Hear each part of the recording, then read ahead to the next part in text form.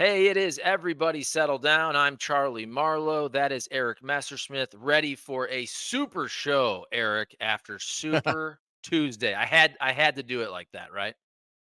You couldn't resist. I can't. I can't. Absolutely not. What's up, man? How you doing? Doing well, doing well. Yeah, it was kind of what we expected, what we've been saying for a long time. Remember, we started this podcast about 2 months ago, and we were saying for all the people that don't think it's going to be Trump or Biden, which I think was a substantial number of people, or at least really didn't want it to be.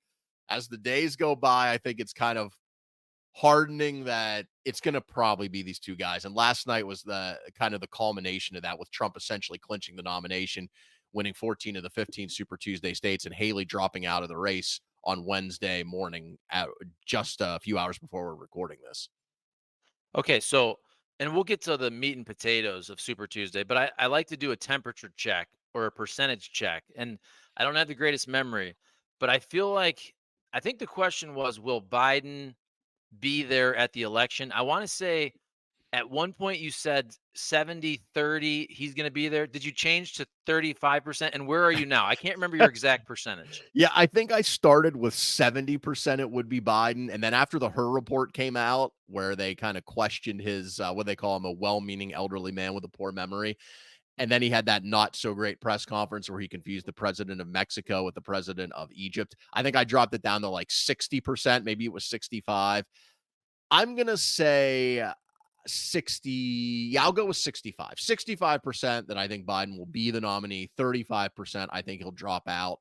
And if he does drop out, I think it would be like, say, 3, 4 weeks prior to the convention. I think that would be the time. I don't think he's going to drop out before, say, June 1st. And I certainly don't think he's going to drop out after July if he gets the nomination, unless barring a massive health crisis. So the sweet spot where I think it's possible he drops out would be between, say, the Democratic convention, I think, is in mid-July. So between like June 1st and July 1st. I think that if he's going to drop out, I think that would be when it would happen, but I don't think it will happen. I think most likely he will be the nominee, and I'll put it at 95% chance Trump is the Republican nominee, because Trump's old too. He's got legal issues. You never know. So, but yeah, more and more, and increasingly looks like it's going to be the matchup that nobody really wants, but really the tea leaves have been there for a very long time that this was going to be the matchup. And I think a lot of people were hoping and telling pollsters that they didn't like this matchup and saying, well, I might support RFK Jr. or Jill Stein or Cornel West, who's running as an independent, or, is there a third party for no labels?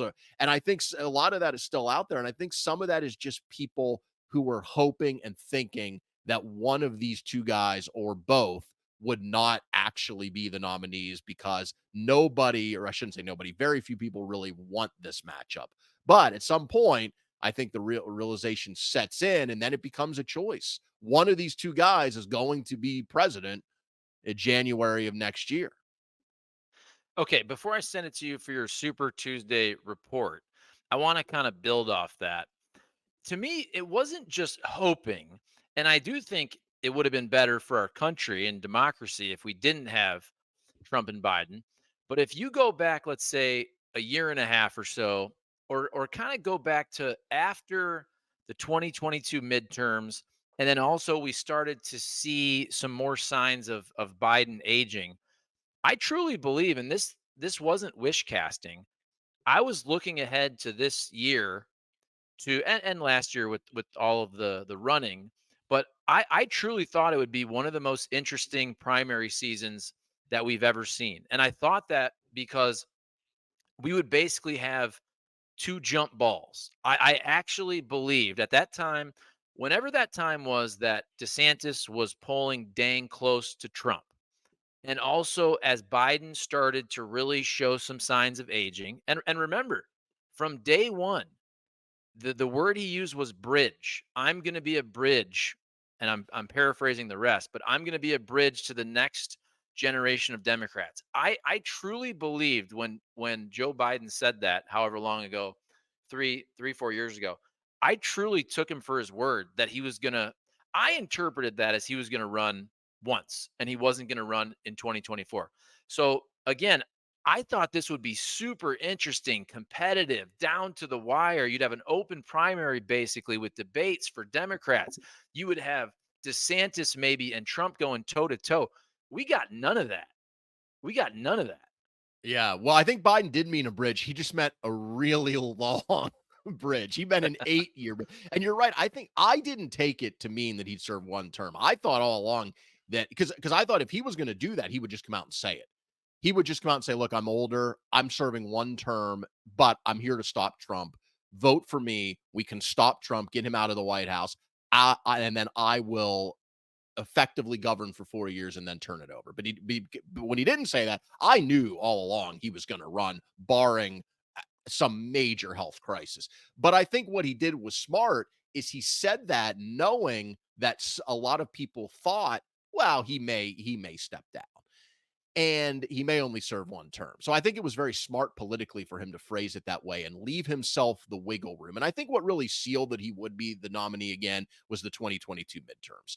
If he had gotten crushed, if Democrats had gotten crushed, as many people expected they would, as history says it typically happens in a president's first midterm, then I think you may have seen either him decide it just wasn't worth it or somebody serious jump in, not just Dean Phillips, the Democratic congressman from Minnesota, but maybe somebody like Gavin Newsom or Gretchen Whitmer or Josh Shapiro, the governor, somebody like that maybe jumped in to challenge it. But when 2022 went so well, and when Biden could rightfully point to a lot of legislative accomplishments, taking on an incumbent president is, in a primary is no joke. I mean, it's almost unheard of that it happens. I think when was the last one? Maybe was it George H.W. Bush? I think Pat Buchanan challenged him in 92. I'm trying to remember the last time an incumbent president actually had like a legitimate, kind of top tier candidate running against him. And Buchanan, you could say probably wasn't even in that top tier. So maybe it was prior to that. Maybe it was Jimmy Carter. Maybe it was Jimmy Carter when Teddy Kennedy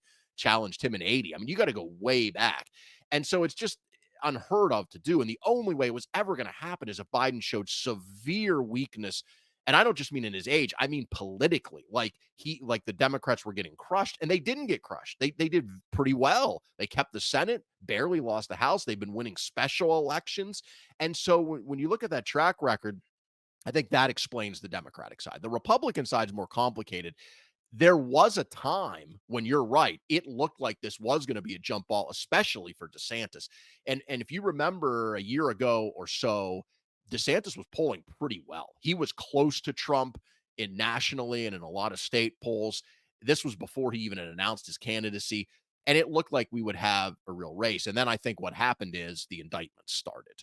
About a year ago, Alvin Bragg indicted him for the Stormy Daniels hush money, which is actually going to go to trial here in a few weeks. And that began a series of indictments. Then you had 3 other sets of indictments. And I think what happened was that galvanized a lot of people to Trump who were kind of on the fence.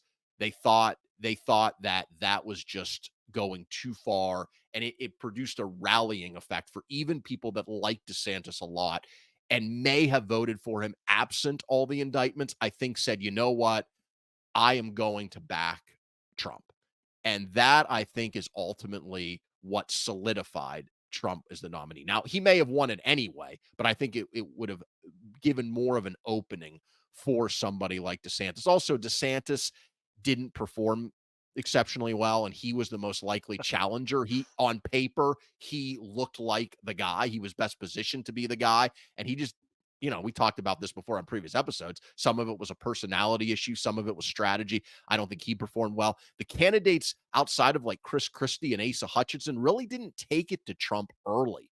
And part of that was Trump, in hindsight, very smart strategy, skipped the debates. So nobody had a chance to engage him. So you had this bizarre thing, and it really got strange later in the process when it was a 3-person race essentially. And I remember the debate, I guess it was prior to, I don't even remember, it was prior to Iowa or prior to New Hampshire, where the only 2 people who qualified were Haley and DeSantis. And they're on stage for 90 minutes or 2 hours, ripping each other to shreds, going over all kinds of like minor things from 10 or 15 years ago, and just personally. And meanwhile, the guy who's winning not only is not there, but they're, you know, barely attacking him. And it was just so, I get it because you're face to face with the other person. Trump's not there. So in that regard, it makes sense. But in terms of the larger strategy of trying to win the primary, it didn't make a lot of sense. And I think Trump, given the indictments, given his popularity within the party, given the loyalty of the base, there probably was, in hindsight, no way to beat him. For DeSantis, for Haley, for anybody else. Most likely, no matter what happened, he was going to win. Now, that said, I think DeSantis and Haley as well, they could have done more, especially earlier, making the points about how unelectable Trump potentially could be, all the baggage and chaos he carries with him. Haley really, in the last few weeks, has made that argument, but I think it started too late and opinions were already solidified by then. But I want to go back to the larger point, which is all in all, I think Haley especially probably did about as well as she could have done given the larger framework of the modern Republican Party. It's a MAGA party, and she just isn't MAGA. And at the end of the day, yes, could she have done some things differently here or there? But would it have changed the final result? I don't think so.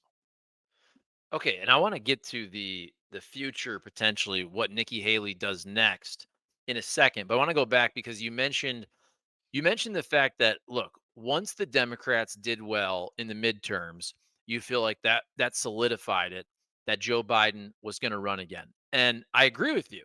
I agree with you, especially if you go back in time.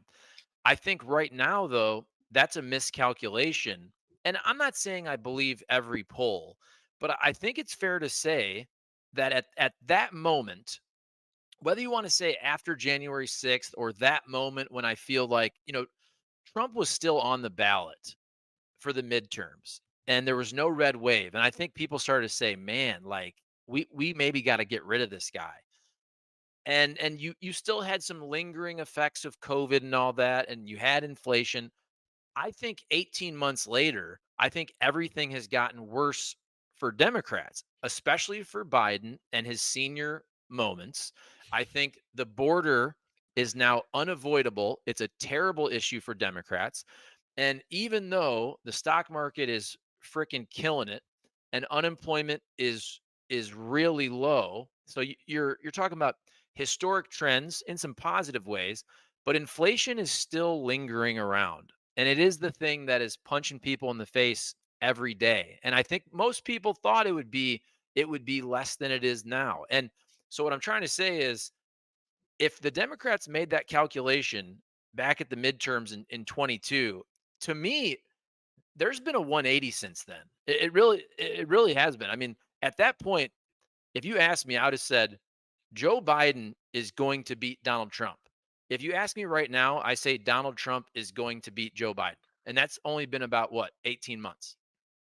Oh, and the polling is pretty clear, unless it's all wrong or which does happen. There are systemic polling errors that have happened before where the polling consensus has been off, but it would have to be pretty far off based on where we are right now, where Trump leads by about 2 points in the polling averages, which doesn't sound like a lot, but when you consider the electoral college advantage he has, I mean, think about it. In 2020, Biden won the popular vote by 4.5, right? He was plus 4.5.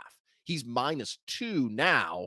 That's a huge swing. But even at plus 4.5, he won the electoral college, which is what matters, because he won Arizona, Georgia, and Wisconsin all by under 1%. So think about that. Biden wins the popular vote nationally by 4.5, but in the states that decided the election, he won each of them by less than one. So if Trump had only lost by, say, two, maybe three, Trump probably would be the president now. And he's up to. So that shows you the hill Biden has to climb. Now, there's 8 months to go. But if the election were held next week, I think you're absolutely right. Trump would win. In terms of the larger point, though, about where Democrats are, I think you nailed it with the issues. We all know what they are. I think if Biden loses, I think the popular narrative will be, oh, he was too old. He should have just gotten out. The age thing killed him. And there's obviously truth to that. I mean, most Americans see him and they think he's too old. I mean, he's going to be 82. But I think he could overcome that and still could. But the double whammy of that plus immigration, I think, is really hurting him because if everything was under control with immigration or relatively so, and it had improved, and the economy, as we said, is getting better, even though prices are still high, I think that would be a pretty compelling case to make that, hey, he's really old. Maybe he's not quite what he was, but things are pretty stable. But people see the chaos at the border on TV. And it's not just on Fox News. It's become a mainstream issue because it's been so bad for so long. And people know that he could have done more. And like as I said, I think he will do take some executive action here in the next few weeks because they know how bad it is. But it's 3 years too late. And the numbers are so bad and Governor Abbott in Texas busing migrants to other cities was really smart politically, whether you agree with it or not because it spread the pain of having to deal with this problem away from just border states and put it in big cities and made it more of a national issue. When Eric Adams in New York City, the mayor starts talking about how big of a problem it is. And so that the salience of that issue and Biden's inability to fix it in any way is really a major problem for him. I will say, I think going to the border last week, I watched his speech on the border. I thought it was good, and I thought he made the right argument, the best argument he can make now, which is I supported a bill and helped negotiate a bill that would really dramatically reform this asylum process, which is the core of this issue. And every Republican supported that bill by and large, and it would have passed both the House and Senate. And I would have signed it, but Donald Trump came out against it and blocked it, and he did it for purely political reasons, which is true. So that is the argument Biden can make. It's not as if he doesn't have anything on that issue, but man, and I say this with pretty much every issue right now, you got to, and we'll find out over the next few months, starting with the State of the Union this week. Is Biden up to how aggressively you have to make that argument? Because a presidential campaign is about a lot of things: money, advertising, events out of your control. There's so many things that factor into a campaign, and it's going to be a long campaign. Usually we don't have both nominations wrapped up this early. So this is going to be a long 8-month campaign. But one of the most important things, maybe the most important, is the actual performance of the candidate. How does the candidate respond to attacks? Can he deliver the attacks? Can he explain things to people in a way that frames his arguments in the best light and really goes after the other guy? Because as we've talked about, with Donald Trump, it is a target rich environment. You have a lot of things you can go after him on, even on his strong issues like immigration, as I said, but you have to be effective in making that argument. And I just don't know if Biden can do it. Yeah, I also think on immigration that Democrats and some of these talkers, talking heads are out of touch on this issue. I don't know if you saw this last night. And it's important I rip on both sides, okay? And both sides of the cable media landscape. So I just like usual, I saw this on Twitter, but it was a clip of MSNBC. And so Jen Psaki was on the show and some other women. I can't remember exactly, but I don't know if you saw this, but they were kind of talking and they were almost flabbergasted that I think in Virginia that immigration was the top issue. And this was a short clip. I didn't watch the whole thing. But they were basically kind of joking like, yeah, Virginia has a border with West Virginia. And they were kind of joking like, why would you care about immigration? Why would you care about the border if you're not a border state? And then the person that I saw that quote tweeted this particular video, they said, Lake and Riley lived something like 1,200 miles from the border. And if that doesn't hit you right there, and so when I saw this little clip, and I'll be the first one to admit, I hardly watch any really TV. I'm watching streaming shows for my kids, but I really don't watch cable news. I don't watch really any of them. But when I saw this little clip, I go, man, you are really out of touch with how normal folks feel, and even people in the middle and Democrats on immigration, which is why Fetterman is now a hero of the right for just saying, why don't we care about border security? You know what I'm saying? It's true. The line is, and I think it's an effective line, every state is a border state. And Hmm. what you're pointing out when people say, why didn't Biden do this earlier? it's not like he was unaware of the issue when he came into office. I mean, the guy's been around for 50 years in Washington, right? It's not like it's like, oh, immigration. What are we even? He ran against Donald Trump. So the question is, why in 3 years has he not done anything up until negotiating the Senate deal and now the likely legislative action, executive action he's going to take probably in the next few months? Why did he wait so long?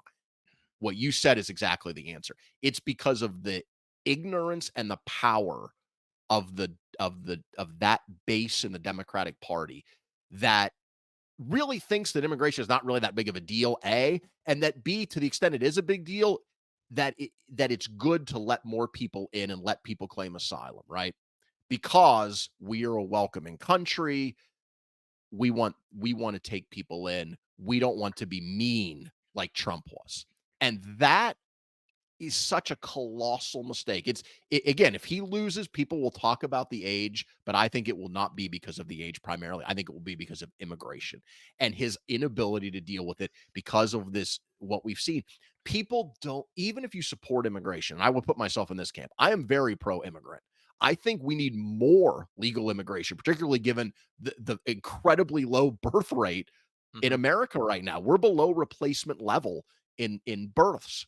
Our birth rate has been dropping and dropping and dropping. That is a trend that's not likely to stop. If anything, it's going to get worse. Our population's getting older. We need more immigrants. And this is where I would disagree with Trump because he's not huge on letting more legal immigration in. I would the compromise to me is obvious is you crack down exceptionally hard on illegal immigration, you reform asylum, and you boost more legal immigration to give people pathways to come here legally. That is what we should be talking about and what we should be doing. And so I think it's a colossal mistake by the Democrats. If you have chaos on the border, people may not like Trump, some people, but they will vote for him just because they think he will fix it.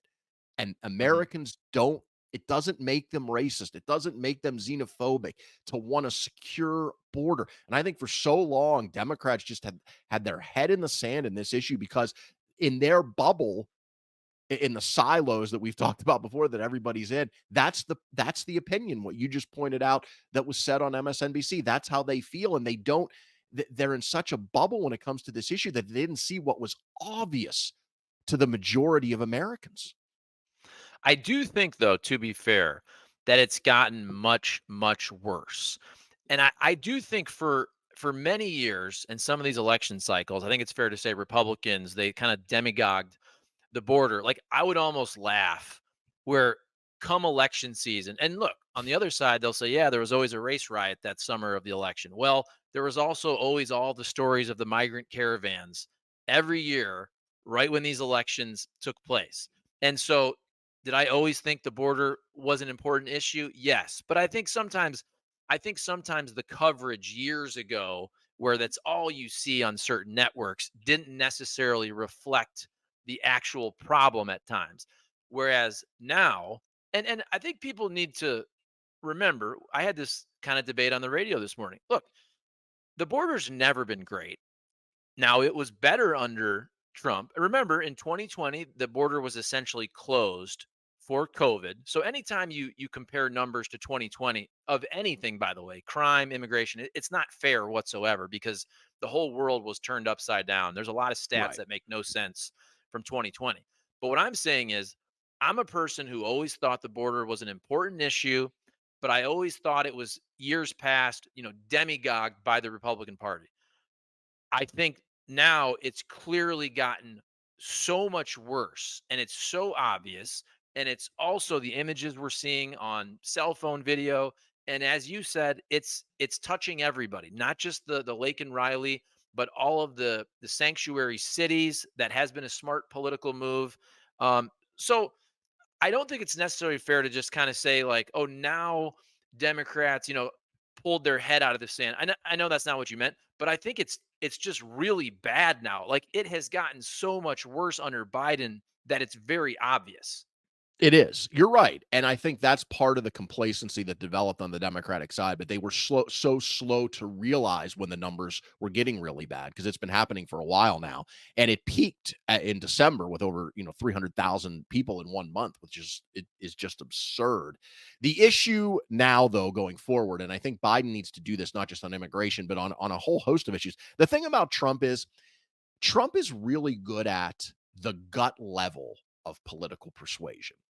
If you watch him, and I watched a little bit of his victory speech last night, and look, he went down his litany of things, and some of it was a lie, just a flat out lie. Some of it was just exaggeration. Some of it was nonsensical and just rambling. But at a gut level, Trump is so good at identifying an issue and coming up with kind of a caveman simplistic way, like, I'll fix it. I got this. I'm the strong guy. It's a mess. I can take care of it. He's so good at that. And that appeals. That explains a lot of his appeal. What he's not as good at, and where Biden, again, if he has the energy and where his campaign has to go at him hard, is the specifics. That's where Trump really is not good. And that's where the primary did him a disservice because he didn't have to debate. Unlike 2016, he had to earn it in the primary. He had to go on debate after debate. He had to go on interview after interview, not just with right wing media, but with mainstream media. If you remember, he was on MSNBC and CNN all the time. He had to go back and forth with tough questions and follow up and specifics. He didn't have to do any of that in 2020. No debates, no real challenge in the primary. So he could stick to this general gut level immigration's bad, I can fix it. Biden has to come back and make this a campaign of specifics and of policy. You can fix it. How? What law change do you want to see? Let's get into the weeds. That should be Biden's strength. He's been the president for 3 years. He was the vice president for 8 years. He was in the Senate forever. He knows these issues inside and out. He has a huge advantage over Trump on that. And Trump is not good on the specifics. He rarely gets into it. When he does, it's kind of hard to understand what his position is. When he Trump is really good at the surface level stuff. When you scrape below that, there isn't much there. And that's the vulnerability. Now, the best way to bring that out is in a debate. Who knows if we even have debates? But Biden can't wait that long because even if there are debates, that's September. He needs to do this now. And it starts with the State of the Union. Obviously, his advertising campaign plays a lot of that, but then he himself has to make that case. Okay, you say this X issue is a problem. What do you propose? You say you can solve the Ukraine war. How? You say you can make the situation in Israel and Gaza better. What would you do? And that is where Biden, I think, can beat him, assuming Biden is up to this mentally, because he has the advantage on the details. Trump has the advantage on the surface level. And if the campaign stays surface level, Biden is going to lose. Okay, you mentioned the debates. Again, we actually had this discussion on my radio show, Hot Take Central 590 The Fan KFNS in St. Louis. We were discussing the debates, and you just said a minute or so ago, if there are debates, which is crazy to me. I guess it shouldn't be too crazy because Trump sat out the debates. We didn't have any for the Democrats. But my point was this: if they're trying to hide Biden, that is not going to work. I think there's no chance Joe Biden wins the presidency if he doesn't debate. And we can talk about immigration, we can talk about inflation, we can talk about all these issues, but it is about who can solve them. And if folks think that Joe Biden is an 85-year-old incompetent guy that should be in a nursing home, and he doesn't prove that a couple times, State of the Union, some debates, a speech at the convention, tell me if you think I'm wrong. I just think if Joe Biden says I'm not going to debate, I think he has no chance to win. What do you think? I think it would be real. I wouldn't say no chance, but I think it would greatly diminish his chances because Trump has already said, yes, I'll come out and debate. And the presidential commission has already scheduled debates. So now look, Trump's saying it now and meaning it in July and August when they get into the real negotiations might be a different thing. But if Trump holds that position that he wants to debate, and Biden bows out, that's catastrophic. I don't think he would. I think Biden would have to debate him, and he should debate him. And you're right. But the problem is that's 6 months from now. Biden's got work to do now. And your State of the Unions typically don't matter. They're fine. No, people don't really care. It's just a list of, hey, here's what I've done. Here's what I'd like to do. Maybe there's a moment where somebody in the gallery screams at the president, and the president, talks back. Biden has to perform really well. He did last year. There was a situation like that last year where Republicans were howling at him about Social Security. Biden came back and engaged with them, and he looked sharp and he looked in command. He needs that. He needs another moment like that this time, and he needs to be in command. And people are going to be watching because this is his answer to Trump essentially clinching the nomination. Because everything that's happened up until now, as interesting as it may have been, it's basically been the preliminary stuff, right? It's like it's the first inning of a baseball game. It's the opening round of a 12 round heavyweight fight. You're feeling each other out. It didn't really matter. Now we're entering what matters. We know now who the nominees are. Haley's dropping out. The State of the Union, it's go time. 8 months out.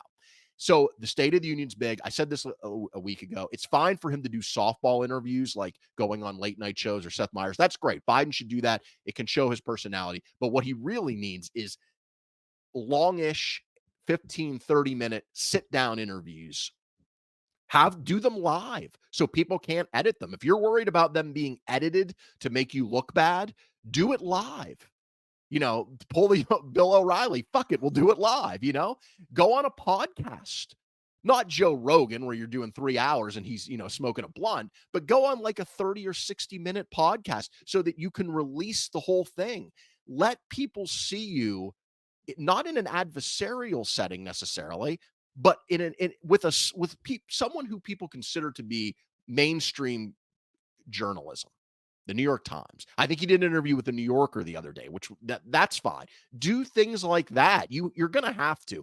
But I would say when possible, do it live and let the whole thing out there so that people can see that you still have it, or they can see that you don't. And that gets back to what we talked about at the beginning of the show. We need to find out one way or the other. This will help us find out. Because if he does have it, great. Biden's your nominee. It's Biden and Trump. Let's go. If he doesn't, that gets to what I was saying at the beginning. That gets you to your June 1 timeframe of the party pressuring him and saying, look, Joe, you just don't have it anymore. These interviews have been a disaster. The State of the Union didn't go well. You're down by 5 points. I know you don't want Donald Trump to be the president. It's time to step aside.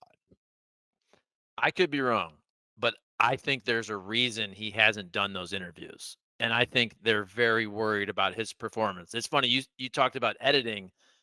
I would probably do it the other way where I want him to be edited. If I'm one of his handlers, I want them to be able to maybe speed him up and get rid of some ums and some uhs. Look, man, I could be wrong. I could be wrong. Right. I don't think he has it in him. And I think if Joe Biden could sit down for even a 30-minute interview, let alone some of these podcasts are 2.5 hours, but even if it was 90 minutes, I think if he could do that and crush it, he would have done it by now. So, State of the Union, what do you think is going to happen? I do think one thing in Biden's favor is that the expectations are now so low for him. I look at it like if we're talking letter grades, if he has a C, if he just goes out there and has a boring State of the Union, but doesn't make any huge mistakes. If it's a C, for Biden, that's a B. Now, if he's kind of decent, if it's a B, that's an A. And if That's he an A. knocks it out Yep. of the park, if he knocks it out of the park, people are going to be like, "Oh my gosh, he's got it. Look what he did." So, I do think the expectations are so low for Biden. All he has to do tomorrow is not fall down basically, and I think he's going to have an uptick in some of these polls if he's just okay. I think so too. And I think that has a decent chance of happening. As I said, he did well at the State of the Union last year, and he seems comfortable in that setting. That's not the setting like we're talking about where you're one on one and you're getting follow ups and people are pressing you. That is a speech that you've worked on and prepared for months and gone over a million times and inside and out, and you're in Congress, a place where you feel, he didn't serve, it's in the House chamber, he served in the Senate, but this is a place where he feels very comfortable. He knows all these people. He's been in this situation before many times. So I would expect he will do pretty well. And as you mentioned, one of the things he has going for him is the low expectations in interviews, in speeches, in debates. When we get there, people aren't expect. It's like the old, Gin Blossoms line from a song in the '90s. If you don't expect too much from me, you might not be let down. And we don't expect much from him. So in that regard, he's actually positioned, I think, to do really well on Thursday, assuming he doesn't fall on his face. Okay, so we'll finally get to Nikki Haley dropping out. I agree with you. I think she did about as well as she could have done with everything going on and Trump being there and all that and the power of Trump. So, what do you think about her candidacy and her campaign, but also the future for Nikki Haley? Do you think she has a future in in the Republican Party? I just feel like the Republican Party under Trump, it's changed so much. It's the Trump party, it's MAGA.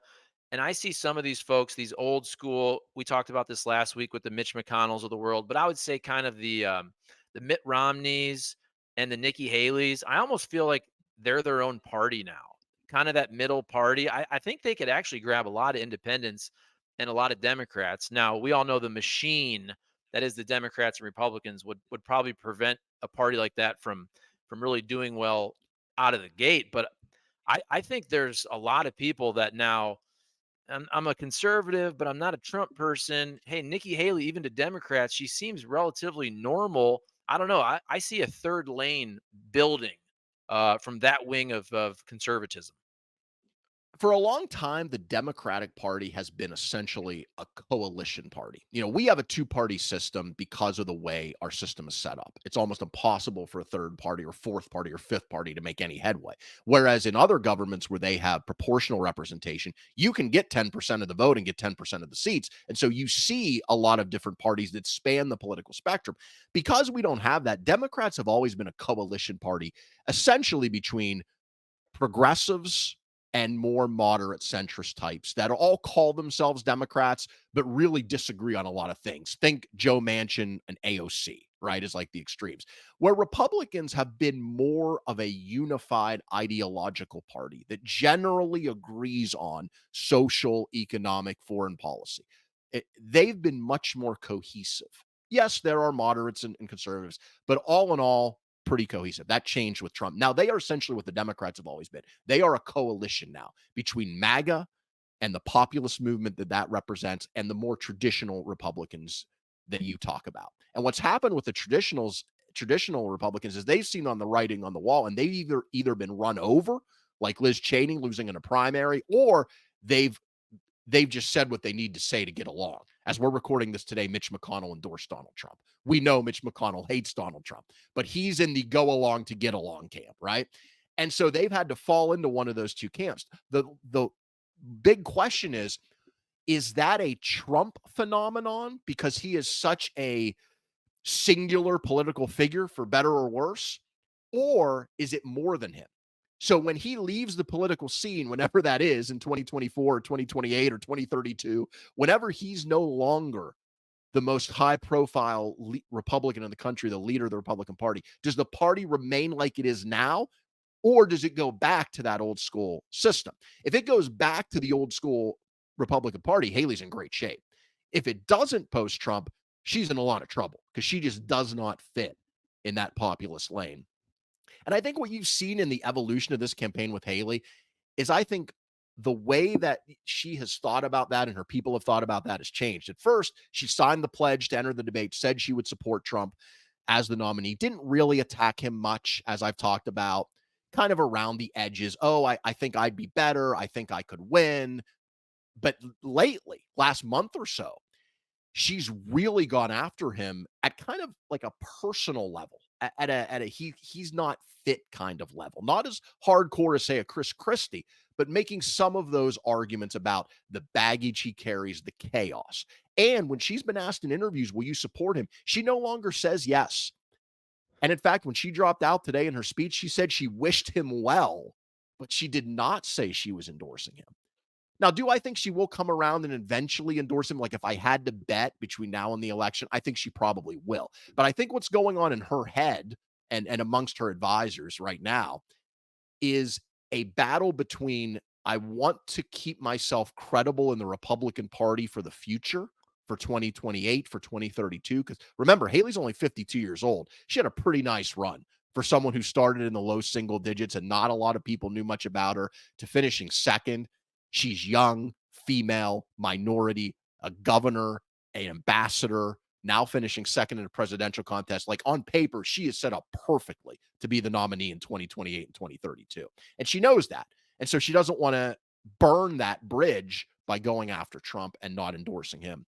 But I think in her head, she knows what a lot of Republicans know, what Mitch McConnell knows, what the Republicans that don't publicly criticize Trump but privately talk shit about him know, which is this man is not fit to be the president of the United States. He's not fit in his character in pretty much any way. I think she knows that. And you can see it in the way she talks. And I think the battle in her head right now is between what she knows, which is this guy should be nowhere near the presidency, but trying to preserve that political power in the future. And I think ultimately what she will decide to do is she will decide to begrudgingly endorse him in order to keep herself alive in the future. Will that matter? I think depends on if the populist MAGA movement is mostly about Trump and when he goes away, it goes away, or is it as it now fundamentally changed the DNA of the Republican Party? And I think if who knows, because this is years down the road. If I had to guess, I think it's more the latter. I think that the populism of Donald Trump, the protectionism of Donald Trump, the pulling back America's role in the world, I think those things now are becoming the DNA of the Republican Party. And I think even when he leaves, that will stay and there will be a new standard bearer to pick that mantle up and carry it forward. And I don't think it's going to be Nikki Haley. But on a larger note, I Vivek. mean, it could be Vivek. DeSantis is the guy who, is the obvious choice, but somebody like Vivek, of course. I think on a larger note, though, I mean, think about how crazy it is. If I would have told you, if you didn't know anything about how the campaign unfolded, maybe like if you were an alien, like, and I just explained our political system to you and you didn't know who any of these people were, and I said, one of the parties has a candidate who in polling consistently performs way better than the other candidate against the Democrats, which Haley does. I mean, the polling last week was crazy. Like in states where Trump was beating Biden by 2 or 3, Haley was beating Biden by 8 or 10 in the same poll. It's obvious to anybody that I'm not saying she'd be a lock to win, but she would be a massive favorite to beat Biden. Whereas with Trump, it's more like a jump ball, which makes it exciting. But if your goal is just to win, you are passing up the candidate who is much more likely to win. Not to mention, she's young, 25 years younger, a female, a minority, all of these things that she has going for her. If I were to explain that to someone who didn't know anything about politics, they'd be like, well, why are they nominating the old white guy who's got all this baggage and could be in prison? And, and, and the reason we know is because it's his party, it's his movement now. And they don't care as much about just winning. They care about getting their guy through, making it the Donald Trump party. Yeah, and I know I'll throw out some names. I know they all don't agree on every social issue, but as somebody who grew up, I'd say an old school kind of Union Democrat from Ohio, I would be more pulled into that middle lane now of the Haleys, the Mitt Romneys, the Joe Manchins.